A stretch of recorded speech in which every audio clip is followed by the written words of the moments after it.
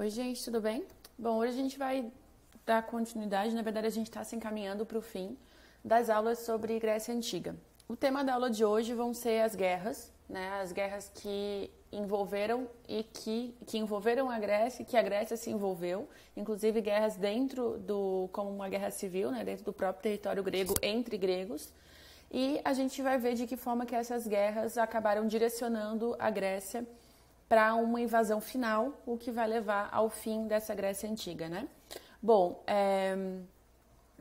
a gente vai falar de duas guerras específicas, uma são as guerras, na verdade são várias guerras, são três, são quatro, desculpa, que são as guerras greco-pérsicas, também chamadas de guerras médicas. Esse nome médica, gente, é porque lembra que quando a gente viu o Império Persa, a gente viu que o território ao norte, a parte norte do Império Persa, eram os medos, e eles foram inclusive ocupados. Então, os medos, médicas, vêm dos medos, né?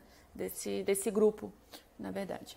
Bom, e a segunda guerra que a gente vai falar vai ser a Guerra do Peloponeso, que é como se fosse uma guerra civil dentro do próprio território grego. Começamos então pelas guerras greco-pérsicas. Essas guerras, galera, elas vão acontecer a partir de 490 a.C. e vão durar até 479 a.C. Ou seja, a gente está falando de quase de 10 anos, quase 11 anos de conflito, né? Que vai envolver então os persas e os gregos e que, de certa forma, vai ajudar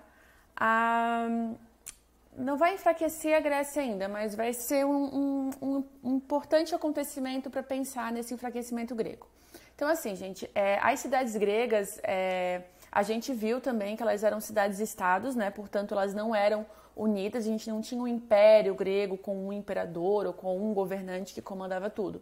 Na verdade, a gente tinha várias cidades-estados. A Grécia, ela vai ocupar outros territórios, só que de uma forma diferente. Na verdade, a gente chama de colonização grega, porque são grupos de origem grega que mudam-se para algumas regiões específicas nas margens do Mar Mediterrâneo e ali eles fundam colônias gregas. Então não tem uma imposição política da Grécia nesses lugares, mas tem uma disseminação forte da cultura grega, já que as pessoas gregas vão para lá e acabam então na sua prática de dia a dia espalhando essa cultura grega. Então a gente chama de colonização grega.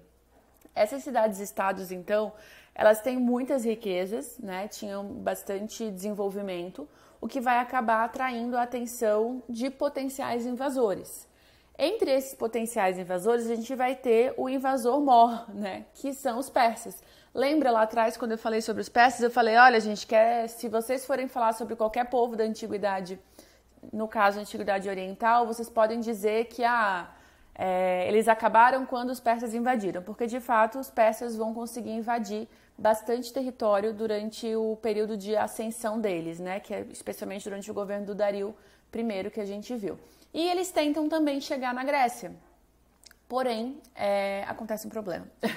Então, nesse momento eles eram governados pelo Dario, eles iniciam um ataque às cidades gregas, né? Que vai dar início a essa guerra que durou 10 anos. Porém, o que vai acontecer é que, embora a Grécia tenha cidades-estados, meio que eles sabem que no momento de ameaça, essas cidades-estados devem se unir e militarmente, né, poder vencer o invasor. Então é isso que acontece. Quando os persas invadem a Grécia, as cidades-estados, especialmente com a liderança de Atenas, se reúnem e formam uma frente, né, uma unidade militar para expulsar eles. E aí a gente tem um grande, como é que eu posso dizer? Enfim, um grande povo militar à disposição, porque o que acontece? Atenas tinha a melhor força naval daquele momento, já Esparta tinha a maior força terrestre. Para quem assistiu o filme 300 Espartacos, gente, geralmente quando eu dou essa aula, sempre algum aluno fala desse filme. Esse filme fala sobre essa invasão dos persas, tá? E ali, quem assistiu o filme percebeu que quem venceu foram os gregos, né? Então, na verdade, os espartas, né, os espartanos, a gente viu que eles eram uma civilização, uma cidade extremamente militarizada, né? Então a gente viu que inclusive a educação das crianças era direcionada para formação de militares. Então é lógico que eles tinham um baita exército, né? e aí então juntou com a Força Naval de Atenas e pronto, conseguiram depois de 10 anos expulsar os invasores. Na página 132 do livro de vocês, vocês encontram as 4 principais batalhas que ocorreram nesse período e resumindo ali como é que foi, quem venceu, enfim, dê uma olhadinha lá para quem tem interesse. Bom, após então os mais de 10 anos de batalha, os gregos vencem e aí então eles pensam, ops, né, a gente está muito desguarnecido por ser cidades-estados, a gente deveria criar uma unidade para poder estar preparado no momento de uma invasão. E aí então Atenas cria a Confederação de Delos, que é uma liga de cidades gregas lideradas pela própria Atenas, né? Só que tem um porém. As cidades-estados que fazem parte da Confederação de Delos, elas deveriam auxiliar Atenas dando soldados, navios e dinheiro. Ou seja, a gente está entrando num modelo onde há uma liderança política e essa liderança política está sendo exercida por Atenas. Só que as cidades-estados menores concordam e se sentem protegidos com essa liderança de Atenas. Mas a gente sabe que a Grécia tinha uma outra cidade-estado importante, que é Esparta.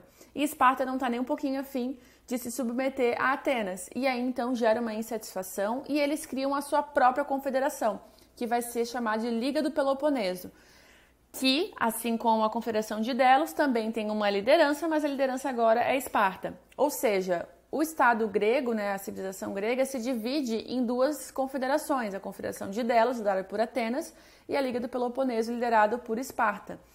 Lógico que isso não ia acabar bem, né, gente? Essa rivalidade vai evoluir, vai mudar, né? Vai passar para um próximo estágio e o próximo estágio vai ser uma guerra, né? Uma guerra civil que vai envolver, então, Esparta contra Atenas. Essa guerra vai ser chamada de Guerra do Peloponeso e é aqui que é o começo do fim do Império Grego, tá? Em termos de guerra, a gente tem uma vitória e a vitória fica para o lado de Esparta, né? Lembrando que, aliás, eu escrevi errado Esparta ali, tem que aumentar a letra maiúscula, desculpa aí. Esparta era uma civilização bastante desenvolvida do ponto de vista militar, então, portanto, ela vai ganhar a Guerra do Peloponeso. Só que, gente, pensa, uma guerra civil dentro de um país gera uma crise econômica grande, então a gente tem muitos mortos, a gente tem crise econômica, tem esvaziamento das cidades, a galera fugindo, tanto pela guerra quanto pela falta de comida, e isso vai levar a um enfraquecimento total da Grécia. Diante desse enfraquecimento, é lógico que um território cobiçado e fraco vai ser um prato cheio para uma invasão. E agora a invasão não é persa, a invasão vai ser do Império Macedônico, né? Depois dos persas, o Império Macedônico vai ser um grande império também. Então a gente tem 3 grandes impérios expansionistas na Idade Antiga. A gente vai ter os persas, a gente vai ter o Império Macedônico e, por fim, a gente vai ver o Império Romano, tá? E o Império Macedônico, então, ele vai acabar invadindo todos os territórios que tinham sido conquistados pelos persas e os que não foram conquistados, como é o caso da Grécia, né? A Macedônia, gente, ela fica na porção norte da Grécia, né? Então, do ponto de vista cultural, eles tinham bastante proximidade com os gregos, tá? E isso vai gerar uma nova civilização cultural, que a gente chama de helênica, que vai ser o tema da próxima aula, mas para hoje, então, a gente fica nisso, né? Então, o Império Macedônico invade a Grécia, que está enfraquecida. Filipe II está comandando esse império, mas na sequência ele morre, quem assume é o filho chamado Alexandre o Grande, que todo mundo conhece, eu presumo, né?